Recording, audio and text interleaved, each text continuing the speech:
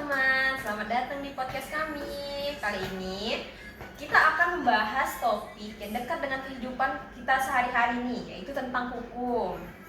Nah, kalau biasanya kita melihat hukum itu hanya dalam bentuk undang-undang atau peradilan, sebenarnya di masyarakat juga ada aturan yang sudah lama hidup, yaitu hukum adat. Menariknya, bagaimana kalau hukum adat ini bertemu dengan hukum negara? Disitulah sering munculnya konflik. Nah, pada podcast kali ini saya tidak sendiri. Perkenalkan, nama saya Dina.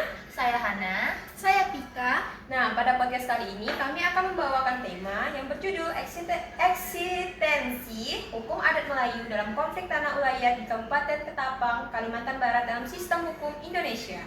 Nah, kami memilih kasus ini karena konflik tanah adat masih sering terjadi dan berdampak langsung pada kehidupan masyarakat itu sendiri. Selain itu, kasus ini juga menunjukkan bagaimana sistem hukum Indonesia berjalan dalam kenyataan. Jadi, di sini kita tidak hanya membahas kasusnya, tetapi juga mencoba memahami dari sistem hukum yang berlaku. Nah, sebelum kita masuk ke sesi kedua nih atau pemaparan kasus, aku mau nanya ke Pika sama Dina dulu nih, menurut kalian hukum adat tuh berlaku nggak sih di kehidupan kita yang modern ini, yaitu di kota Pontianak itu sendiri? Menurut aku nih ya, hukum adat pada kota kita yang modern ini kurang berlaku lagi karena mereka sekarang lebih banyak menganut hukum Indonesia. Nah, sebelum masuk ke sesi kedua atau pemaparan kasus nih, aku mau nanya dulu ke Dina sama Pika nih. Kok banyak banget? Kok kamu banyak? Ulang. Nah, sebelum masuk ke sesi kedua atau pemaparan kasus, aku mau nanya dulu ke Dina sama Pika nih. Menurut kalian, hukum adat tuh berlaku nggak sih di kehidupan kita yang modern ini, yaitu di kota Pontianak itu sendiri? Menurut aku nih ya, hukum adat pada kota Pontianak ini sendiri kurang menganut lagi karena kebanyakan sekarang di kota Pontianak ini lebih menganut hukum negara, sedangkan hukum adat itu sepertinya lebih banyak di perkampungan dalam gitu. Menurut aku juga sama sih, sama kayak Pika. Di Pontianak ini udah jarang sekali kita nemukan untuk hukum adat itu sendiri. Nah, karena kasus ini tuh terjadi di Kabupaten Ketapang, Kalimantan Barat, antara masyarakat adat Melayu dan perusahaan perkebunan kelapa sawit. Masyarakat adat sudah lama menguasai tanah tersebut sebagai tanah ulayat secara turun-temurun. Nah, pada akhirnya nih, ternyata pemerintah tuh memberikan izin kepada perusahaan tersebut untuk mengelola lahan kelapa sawit di daerah tersebut. Nah, permasalahan itu tuh akan muncul ketika pengelolaan dilakukan tanpa persetujuan masyarakat adat di daerah tersebut. Nah, akibatnya masyarakat merasa hak mereka dilanggar dan terjadilah konflik. Nah, dari beberapa jurnal penelitian ini, ada yang sempat aku baca nih, menunjukkan bahwa konflik seperti ini sering terjadi karena pengakuan terhadap hak ulayat belum berjalan dengan baik. Pihak yang terlibat itu pun adalah masyarakat adat, perusahaan, dan pemerintahan. Sehingga masalah utamanya adalah benturan antara aturan adat dan hukum negara. Nah, sebelum masuk ke sesi selanjutnya nih, seperti yang kita ketahui di Indonesia ini ada beberapa sistem hukum. Terdapat lebih dari satu aturan yang berlaku dalam masyarakat itu sendiri. Nah, kondisi ini juga dikenal sebagai pluralisme hukum, yaitu adanya beberapa sistem hukum yang berjalan bersamaan.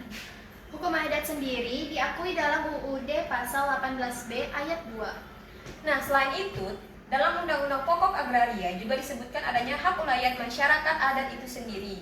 Namun, dalam praktiknya, pengakuan tersebut sering belum berjalan secara maksimal. Selanjutnya, dalam kajian sosiologi hukum, ada konsep bahwa dalam satu masyarakat bisa terdapat lebih dari satu sistem hukum yang berlaku secara bersamaan.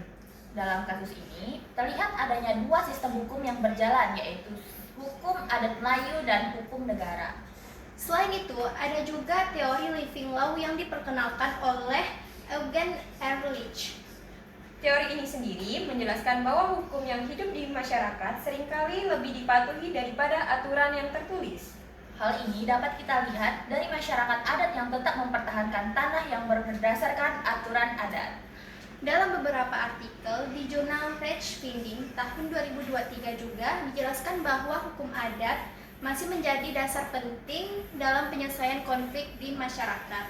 Selanjutnya nih, pihak yang terlibat dalam kasus ini Antara lain ada pemerintah, perusahaan, dan lembaga adat itu sendiri.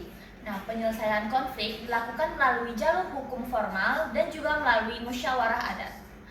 Penelitian di jurnal Lus Quae Lustum menunjukkan bahwa penyelesaian berbasis adat sering lebih diterima oleh masyarakat.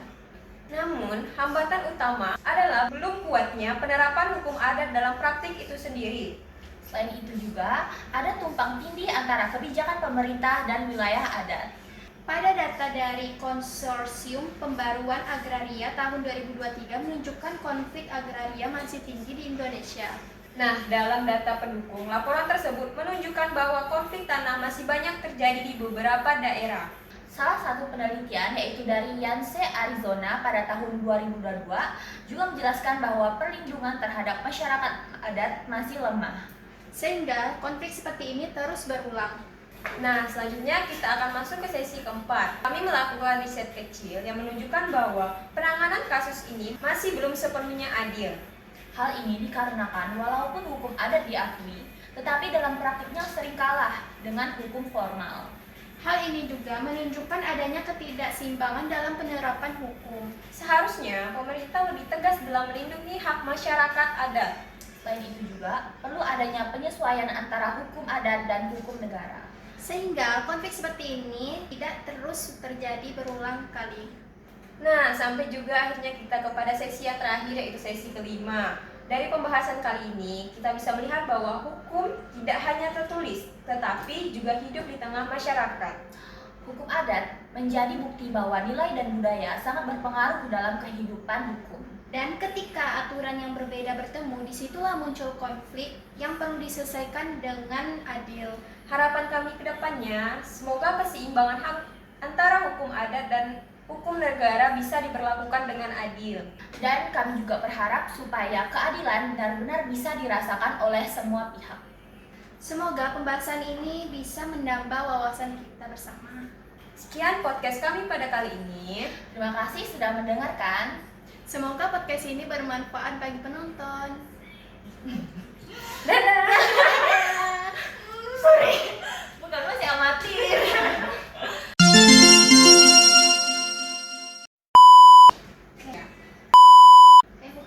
Guys, kantor guys. Nah, sebelum ulang apa dia lah.